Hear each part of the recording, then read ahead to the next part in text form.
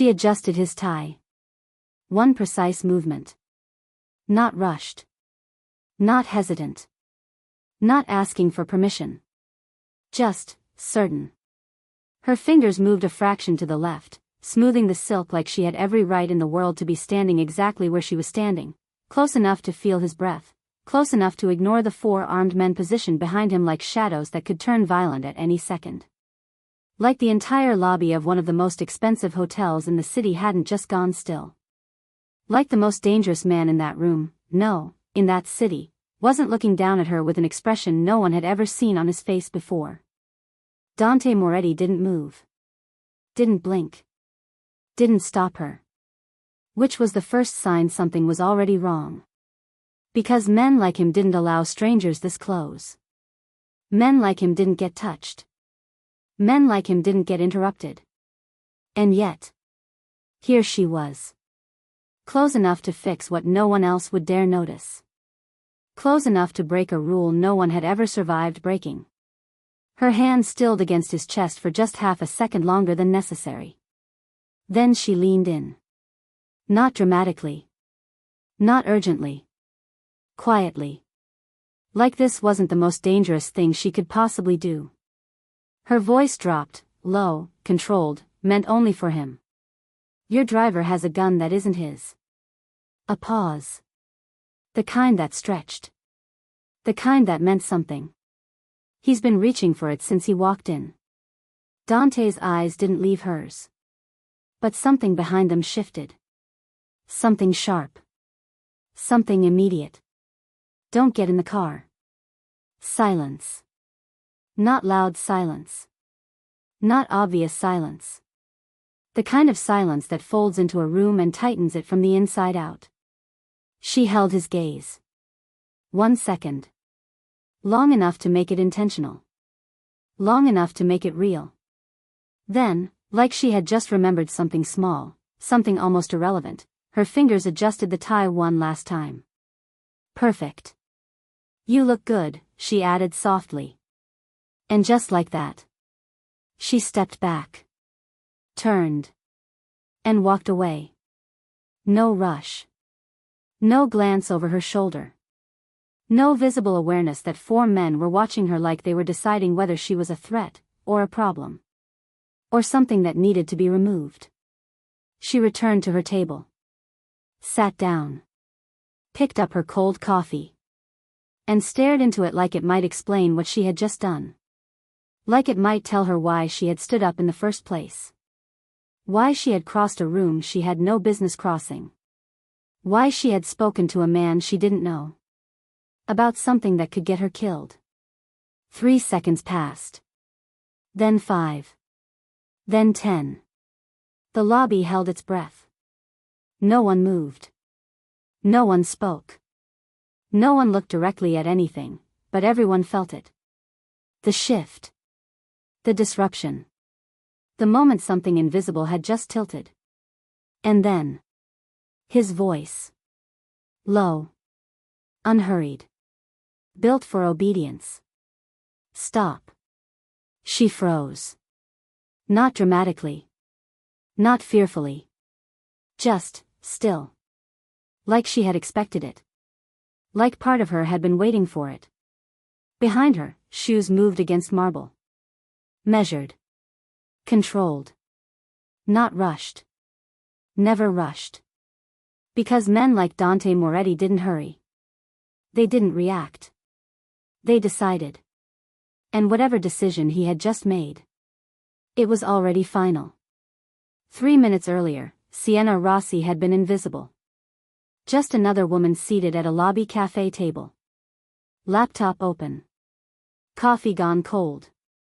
Eyes unfocused in the way they get when you've run out of things to do, but not thoughts. 11 days in this city.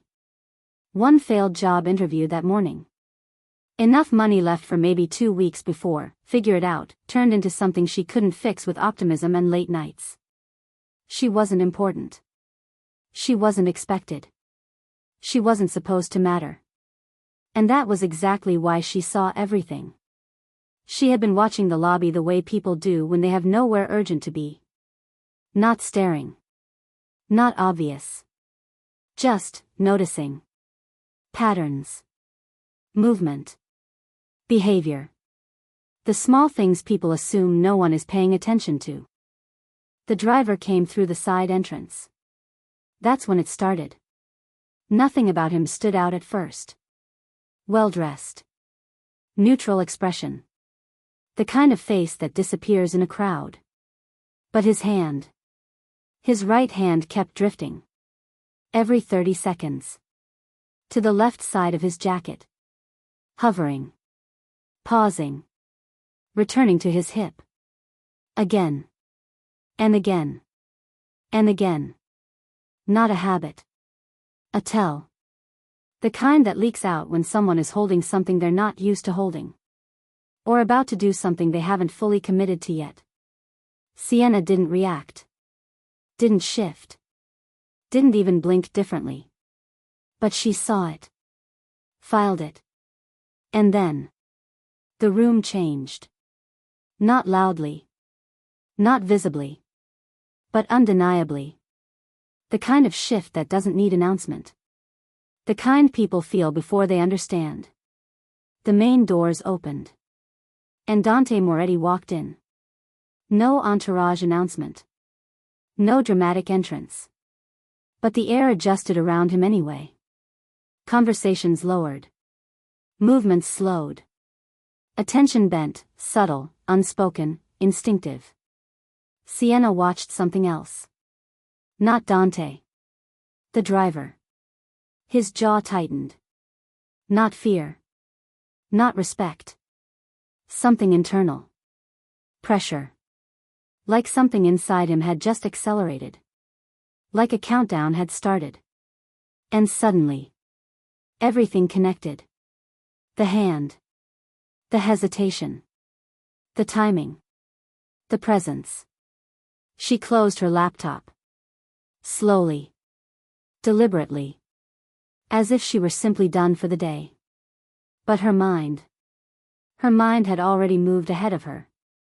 Because this was the moment. The kind of moment you either ignore. Or step into. Most people ignore it. Most people look away. Most people tell themselves it's not their problem. Sienna stood up. And for a fraction of a second. Just one. There was space. A gap between decision and action. A moment where she could still sit back down. Still choose safety. Still choose silence. She didn't. She stepped forward. Crossed the marble floor. Past people who had already started pretending nothing unusual was happening. Past the invisible line no one else would cross. Toward a man no one approached without invitation. Her heartbeat didn't spike. Didn't race. It narrowed. Focused. Like everything unnecessary had fallen away. There was only movement now. Only direction. Only the quiet certainty that she was about to do something she couldn't undo. And by the time logic caught up. By the time consequence had a chance to speak.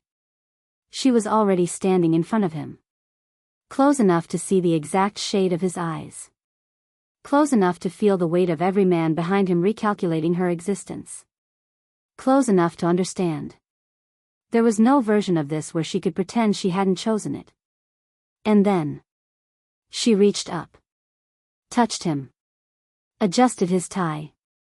And changed everything. What happened next took less than a minute. But it changed the entire room. Dante didn't look at her when he spoke. He didn't need to. Enzo. Just one word. Quiet. Controlled. Absolute. Behind him, Enzo Caruso moved immediately. No questions. No hesitation. Two men peeled off with him toward the driver. The rest stayed exactly where they were, still, alert, watching Sienna like she had just stepped into something far bigger than she understood. Sienna didn't turn. Didn't watch. She walked back to her table. Sat down. Picked up her coffee. Cold. Bitter. Unchanged. Unlike everything else. Behind her, the search was fast. Professional. Final. No shouting. No chaos. Just efficiency. The kind that comes from people who already know what they're going to find. A shift in movement. A pause. Then. A quiet confirmation. Metal. Concealed. Loaded. The silence cracked. The driver didn't wait to be questioned. Didn't try to fight. Didn't even try to run. His legs gave out before anyone touched him. I didn't have a choice, please. His voice came out fast. Broken. Desperate. They have my daughter, I swear, I didn't want, please. Words spilling over each other. Falling apart in real time. Sienna stared into her coffee. Not because she didn't hear it. But because she did. Every word. Every fracture. Every piece of a situation she had stepped into without knowing the full weight of it. Behind her. Dante listened.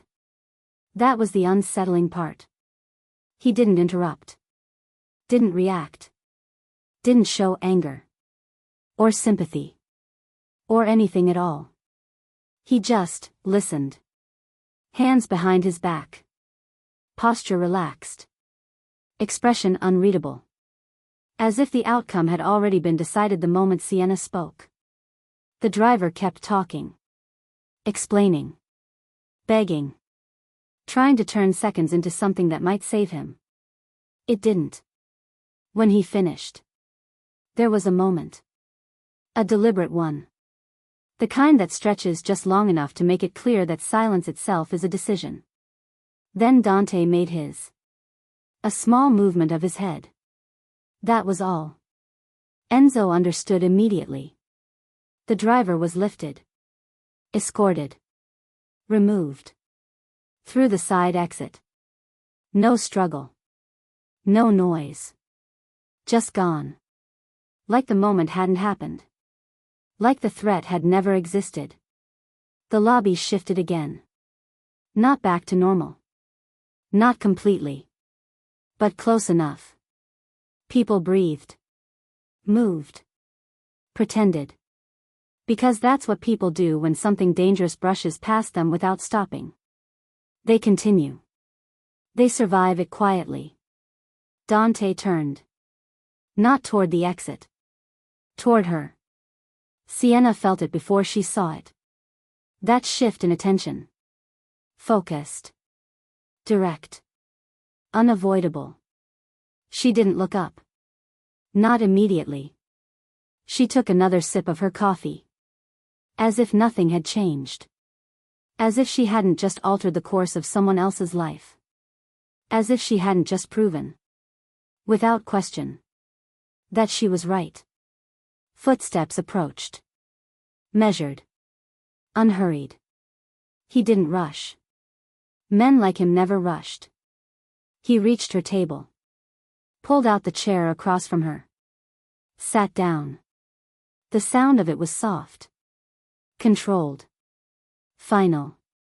Sienna looked up. Met his gaze. And for the first time since she had stood up. There was no distance left between them. Only truth. Only consequence. Only the quiet understanding that whatever happened next was going to matter. The silence between them wasn't empty. It held weight.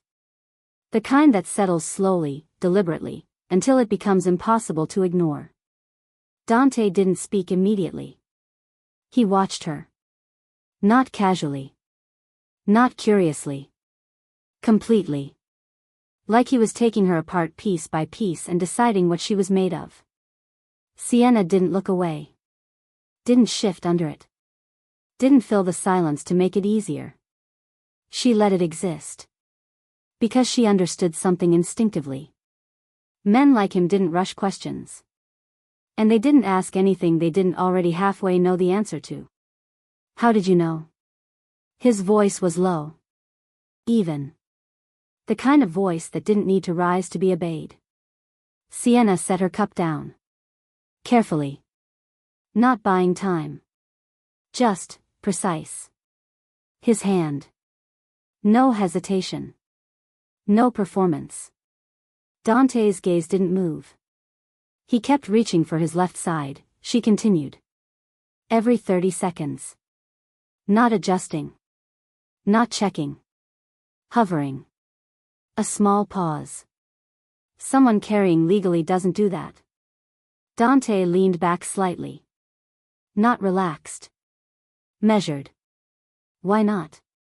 Because the decision is already made, she said. The weight settles. The awareness settles. It becomes background.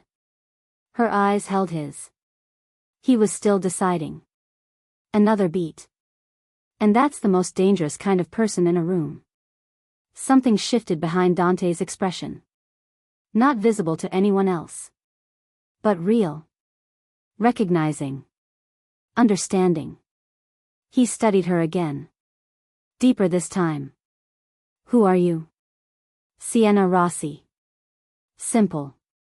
Clean. My job interview fell through this morning. A flicker of something crossed his gaze. Brief. Gone. That's not what I asked. It's the whole answer. Silence again. But different now. Not tension. Assessment. Dante reached into his jacket. Slow. Unthreatening. Deliberate. Every movement controlled enough to mean something. He placed a card on the table between them. No branding. No explanation. Just an address. A time. A phone number. Sienna looked at it. Didn't touch it. What is this? An opportunity. For what? A useful position. His tone didn't change. Didn't offer detail. Didn't invite negotiation. Sienna let out a small breath. Not quite a laugh. Not quite disbelief. You don't even know me. I know enough. Her eyes flicked back up to his. You know I noticed something. I know you noticed what everyone else missed. A beat. That's more valuable. The words landed. Not as flattery. As fact. Dante stood. Smooth. Unhurried. The conversation, in his mind, already concluded. Sienna's gaze dropped briefly to the card. Still untouched. Still waiting. As if picking it up would be a decision she couldn't take back. As if leaving it would be one she might regret. Dante adjusted his cuff. Then, almost as an afterthought, his hand rose to his tie. He straightened it. Just slightly. A fraction to the left. His eyes returned to hers. You were right. Simple. Direct. And then he turned. Walked away. No backward glance. No added instruction. No attempt to convince her. Because men like Dante Moretti didn't persuade. They presented a door. And let you decide if you were bold, or reckless, enough to walk through it. Sienna sat there. The card still between her fingers now. She hadn't realized when she picked it up. The weight of it was nothing. But it felt significant. Outside, the city moved. Unaware. Unchanged. But inside, something had shifted. Quietly. Irreversibly. And Sienna understood one thing with absolute clarity. Whatever was waiting at that address. It wasn't just a job. It was a line. And she had just stepped over it. She should have left the card on the table. That would have been the smart decision. The clean one. The kind that let you walk out of a moment like that and pretend it hadn't mattered. Sienna knew that. Even sitting there, fingers curled loosely around something that weighed almost nothing but felt like it carried consequences, she knew exactly what she was supposed to do. Finish her coffee. Stand up. Walk out. Go back to a version of her life that still made sense. But the problem wasn't the card. It was the address. Because that part of the city, that district, wasn't random. It wasn't coincidence. And Sienna Rossi didn't believe in coincidence anymore. Not after 8 months. 8 months of late nights and open tabs. Cold takeout containers and 3 laptops running at once. 8 months of pulling threads that didn't want to be pulled. Of following connections that didn't want to be seen. Of learning how far something could reach without ever showing its full shape. And at the center of it, always the same name. Salvatore Vitali. He didn't appear directly. Never did. His name didn't sit on documents. Didn't show up in transactions. Didn't attach itself to anything that could be traced cleanly. But he was there. In the gaps. In the patterns. In the quiet consistency of things that didn't add up until you looked at them long enough. And when you did. When you really did. Everything pointed back to him. Sienna had learned that the hard way. Because none of it had started with Salvatore. It had started with her brother. Leo Rossi. 24. Brilliant. The kind of person who saw the world differently and believed that mattered. He had plans. Real ones. Not vague dreams. Structured. Detailed. Possible. He had worked for them. Sacrificed for them. Earned every inch of the future he was building. And then. Something found him. Not directly. Never directly. That's not how people like Salvatore operated.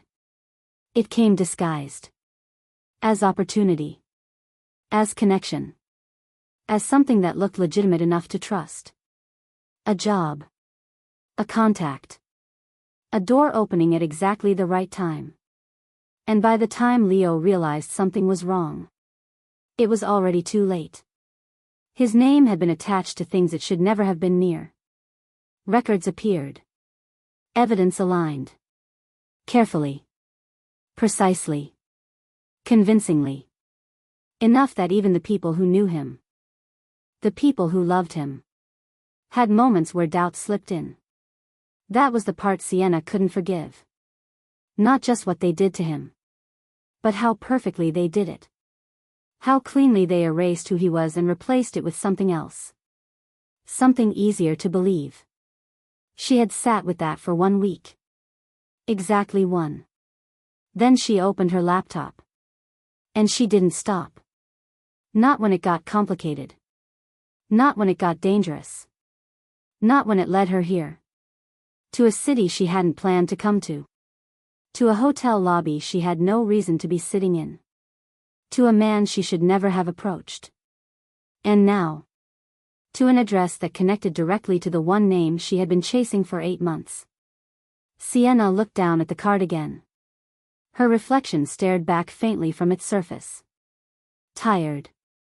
Focused. Certain. She exhaled slowly. Slid it into her pocket. Closed her laptop. And stood. Outside, the city moved like it always did. Busy. Indifferent. Alive.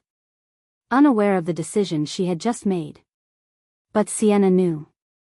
This wasn't coincidence. This wasn't chance. This was alignment. And whether she was ready or not, she had just stepped closer to the man who destroyed her brother's life. And the only thing she didn't know yet was what it was going to cost her to get it back. The gates opened slowly. Not dramatic. Not loud. Just controlled. Like everything else about this world. Sienna sat in the back seat, hands still, eyes forward, telling herself she was composed. Prepared. Ready. That lasted exactly 3 seconds after the car crossed the threshold. Because the place in front of her wasn't just a house. It was a statement. Stone. Glass. Distance. Built far enough from the road to make privacy feel like power. Walls that didn't need to be high to feel impossible. Security that wasn't obvious, but undeniable. The kind that didn't warn you. It assumed you already understood. The driveway stretched ahead, unfolding slowly, giving her just enough time to realize something she hadn't fully admitted yet. You don't walk into a world like this. You get absorbed by it. The car stopped. The door opened before she reached for it. Sienna stepped out. The air felt different. Quieter. Heavier. Like the space itself expected something from you. She didn't hesitate. Didn't look around like a tourist. Didn't let the scale of it show on her face. Because whatever this was, it was already watching her. The front doors opened before she reached them. And he was there. Enzo Caruso. Still. Precise. Unreadable. The kind of man who didn't waste movement. Or words. His eyes moved over her once. Quick. Thorough. Calculating. Like he wasn't just seeing her. He was placing her. Miss Rossi. His voice matched the rest of him. Efficient. Controlled. No unnecessary tone. No unnecessary warmth. Sienna is fine. A small pause. As if he registered it. Filed it. Decided whether it mattered. It didn't. Follow me. No introduction. No explanation. Just direction. Sienna followed. Through an entrance hall that didn't try to impress, but did anyway. Everything intentional. Nothing excessive. The kind of space that didn't show wealth. It assumed it. Staff moved quietly. Eyes lowered. Voices absent. Not fear. Not exactly. Something closer to awareness. The understanding that in this house, everything had weight. And unnecessary things had consequences. Enzo walked ahead without checking if she was keeping up. Because of course she was. He led her through corridors that seemed to stretch longer than they should. Past doors that stayed closed. Past spaces she wasn't meant to understand yet. Until finally. He stopped. Turned. The position is household oversight. Simple. Direct. You'll coordinate staff. Manage schedules. Ensure operations run efficiently. Sienna held his gaze. That's it? A flicker. Barely there. Nothing here is just anything. The words landed. Clear. Unembellished. And I'm assuming, she added, I'm being watched. This time. He didn't hide the pause. Didn't deny it. Didn't confirm it. Which was answer enough. You'll be shown your quarters. Conversation over. Decision made. Just like that. Sienna nodded once. Accepted it. Because she understood something now. This wasn't just a job. It was placement.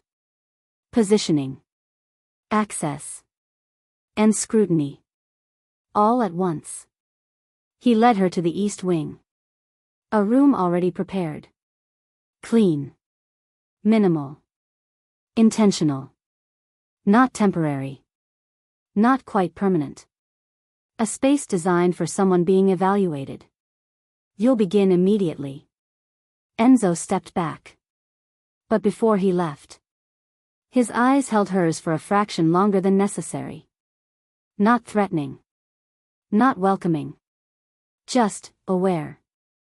As if he understood exactly what she was. Even if he hadn't said it yet. Then he turned. And walked away. Sienna stood alone in the room. Listened to the silence settle. Different from the outside world. Sharper. More deliberate. She set her bag down.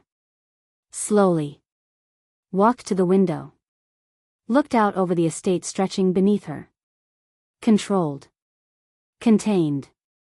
Powerful. And somewhere inside it. Dante Moretti. She exhaled.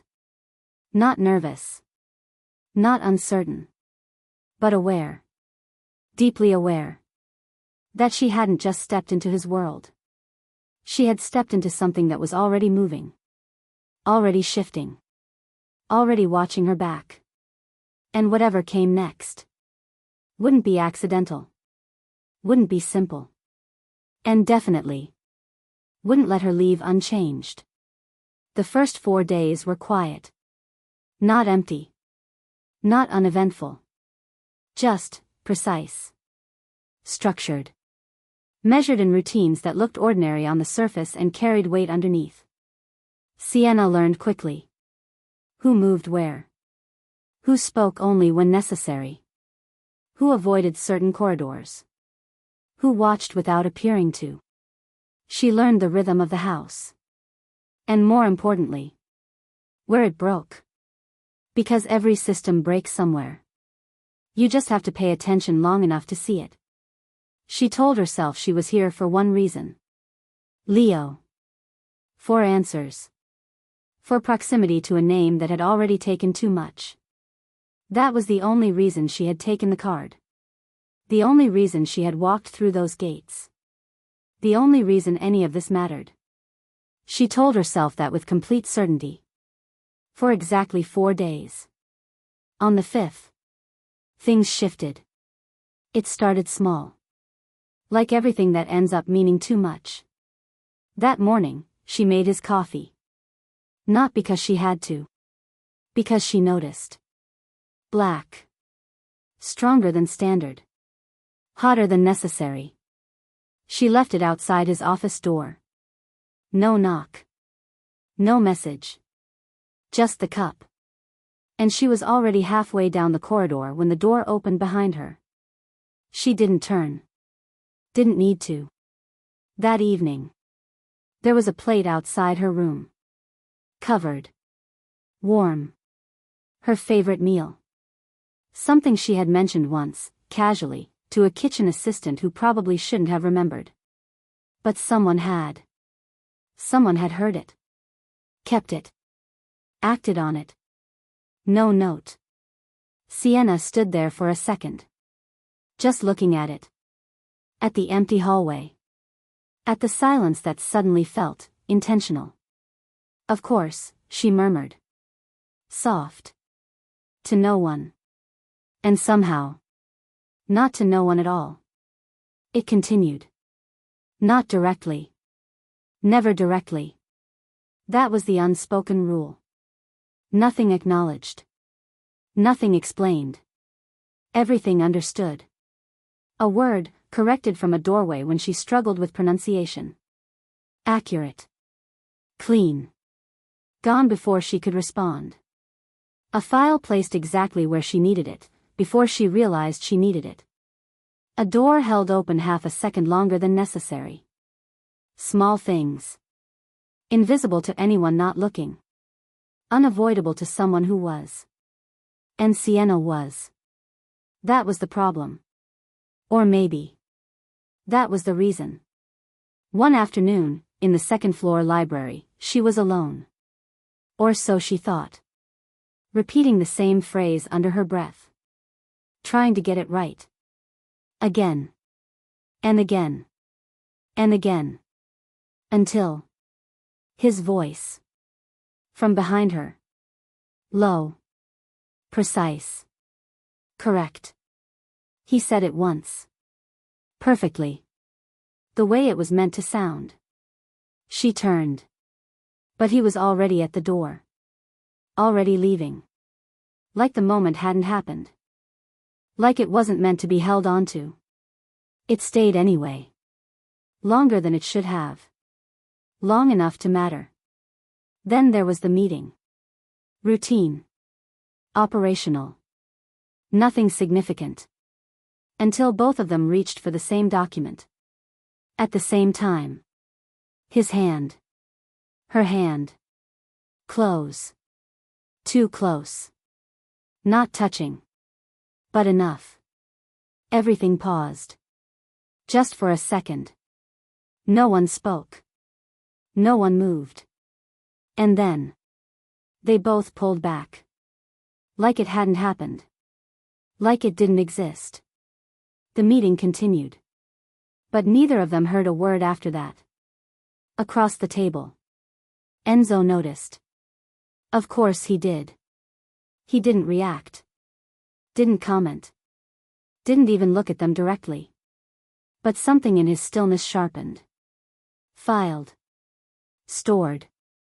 Because this was new. And new things in this house meant something. Then came the rain. Sudden. Heavy. Unforgiving. Sienna was crossing the courtyard when it started. By the time she made it inside, she was soaked. Completely. Hair dripping. Clothes clinging. Laughing under her breath because there was nothing else to do. And then. Footsteps. She looked up. Dante stopped. Just for a second. And something crossed his face. Something unguarded. Something real. It lasted exactly one heartbeat. Then it was gone. Replaced. Controlled. Locked down like it had never existed. He turned. Walked away. No word. No acknowledgement. 2 minutes later. A staff member appeared. Towel. Dry clothes. A cup of tea. The exact kind she had mentioned once. Sienna looked at it. Then at the empty corridor. And smiled. Small. Knowing. Of course, she said again. Because at this point, there was no pretending she didn't understand what was happening. Or that it wasn't affecting her. And somewhere, in another part of the house, a man who controlled everything was discovering something he couldn't control at all. It didn't announce itself. That was the first problem. Danger, the obvious kind, the loud kind, the violent kind, gives you something to react to. This didn't. This moved quietly. Patiently. Like it had been there long before Sienna arrived. And would still be there if she wasn't careful. She felt it before she saw it. Not a sound. Not a movement. Just a shift. Subtle. Wrong. The kind of wrong you only notice when you've trained yourself to notice everything else. It started with the staff. Small things. Someone who avoided eye contact a fraction too quickly. Another who lingered a second too long in a corridor they didn't need to be in. Patterns that didn't align. Movements that didn't quite fit the rhythm she had already memorized. Sienna didn't react. Didn't confront. Didn't change her behavior. She watched. Because watching had already saved one life. It might need to save another. 3 days later. She found it. Or rather. It found her. She had stayed later than usual. A book in hand. A routine that didn't require urgency. Which is why she was in a corridor she wasn't supposed to be in. At a time she wasn't supposed to be there. The house was quieter after 9. Not empty. Never empty. But different. Lower. Contained. She was halfway to the library when she heard it. Voices. Low. Fast. Controlled. Not meant to be overheard. Sienna stopped. Immediately. No hesitation. No shift in breath. Just stillness. The voices continued. 2 men. Speaking in Italian. Quick enough to hide. Clear enough to understand if you were paying attention. And Sienna was. A name slipped through. Sharp. Familiar. Salvatore Vitali. Her body didn't react. Didn't move. But something inside her. Locked in. Focused. Every word after that mattered. A date. Close. Too close. And then. A phrase. Quiet. Almost missed. But not by her. After the boss is gone. Everything stilled. Not just her. Everything. Because that wasn't a possibility. That was a plan. A door shifted. The voices stopped. Footsteps. Fast. Retreating. Gone. Sienna stayed exactly where she was. Didn't follow. Didn't move. Didn't breathe any differently. Because this wasn't the moment for action. This was the moment for understanding. She stood there in the dark corridor. Book still in her hand. Heart steady. Mind already moving ahead of everything she had just heard. Salvatore wasn't reaching. He wasn't approaching. He wasn't preparing. He was already inside. And he had been for a long time. Long enough to build something. Long enough to position people. Long enough to know exactly when to move. Sienna closed her eyes for a brief second. Not fear. Not panic. Calculation. Because this was why she came. This was the thread she had been pulling for 8 months. And now, it had pulled back. She could leave. Right now. Walk out. Take what she had heard. Use it. Finish what she started for Leo. She had enough. More than enough. But Dante was in this house. And whatever this plan was, ended with him dead. She opened her eyes. Looked down the corridor where the voices had disappeared. Then toward the direction of his office. 2 paths. 2 outcomes. 1 choice. Sienna exhaled slowly. And made it. Not the safe one. Not the smart one. The one she knew. She wouldn't be able to live with herself if she didn't choose. She turned. And walked. Toward him. Because this time. She wasn't just paying attention. She was stepping in. And there was no version of this where it didn't change everything. If this story touched your heart, hit that like button. Subscribe so you never miss a story and drop a comment telling us where in the world you're listening.